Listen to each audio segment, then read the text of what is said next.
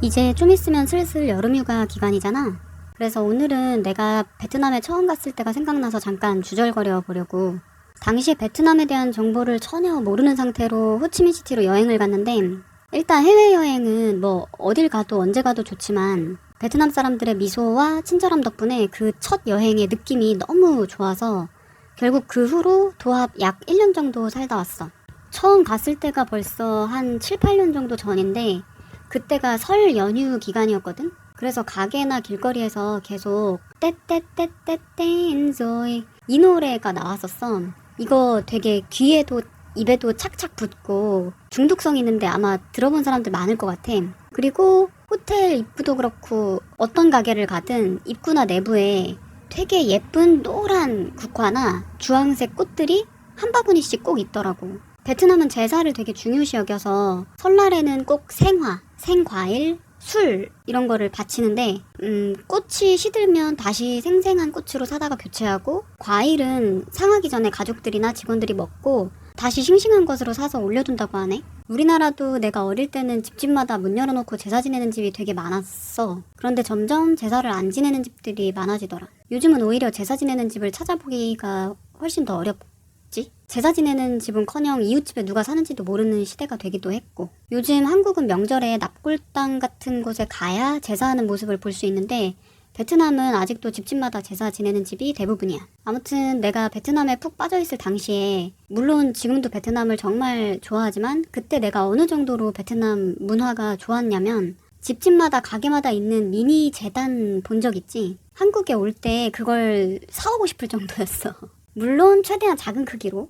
그런데 한국에 돌아올 때는 항상 왜 이렇게 짐이 많은지, 나름대로 줄인다고 줄여도 항상 짐이 많아지잖아.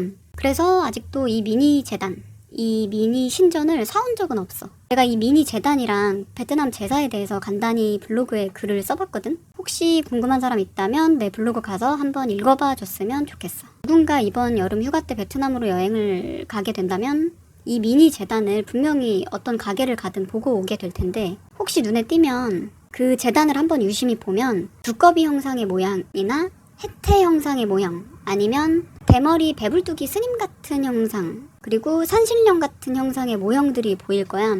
일단 두꺼비랑 해태는 우리나라랑 마찬가지 의미야. 두꺼비는 복을 상징하고 상상 속 동물 해태는 악재를 막는 수호신 역할을 하는 거지. 그런데 가게마다 그 미니 재단을 보다 보면 해태랑 두꺼비보다는 그 산신령님과 스님 형상의 모형을 놓아둔 곳이 훨씬 많아. 산신령 모양은 불을 상징하는 신이고 후덕한 스님 모양은 토지를 상징하는 신이야. 옛날에는 땅 가진 사람이 부자였잖아. 결국 부의 신도 토지의 신도 그 재단을 놓아둔 가정이나 가게가 번영을 기원하는 의미이겠지? 그리고 베트남 길거리를 걷다 보면 바닥에 가짜 돈이 막 떨어져 있는 걸 본 적이 있을 거야. 특히 설 연휴 기간에 심한데, 연세가 좀 있으신 분들은 사실 매일 그 향을 피워서 기도를 하시는 것 같아. 아침마다 향 피우고 가짜 돈을 태우는 의식을 하시는 분들 때문에 그런 가짜 돈이 바닥에 항상 떨어져 있는 것 같아. 어느 날 친구가 나한테 쇼츠 영상을 하나 보여줬는데, 베트남 사람이 일본에서 진상 손님이 다녀간 후에 어떤 의식을 치르는 모습이었어. 그걸 보니까 우리 할머니 세대가 좀 생각나더라. 우리나라도 옛날에 나쁜 일 있거나 사기꾼 같은 사람을 보면 소금을 막 그 사람한테 뿌리거나 집 앞에 막 뿌렸잖아. 그런데 그런 비슷한 의식을 20대 젊은 친구가 하는 영상을 보니까 귀엽더라. 마무리를 어떻게 해야 할지. 그럼 이만 빠이.